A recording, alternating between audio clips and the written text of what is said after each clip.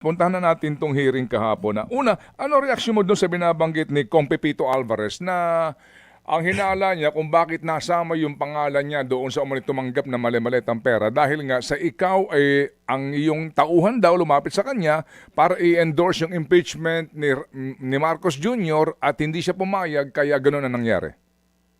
Well, una, Kong Ted, si Congressman Pepito Alvarez, kaibigan ko rin naman yan. Wala kaming problema niyan.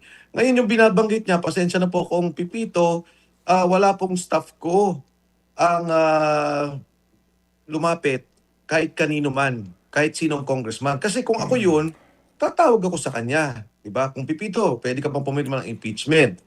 Pangalawa, Kong Ted, yung sinasabi ng 18 Marines, wala po akong control dyan. Hindi ako kasama sa pag-draft nung kanilang affidavit.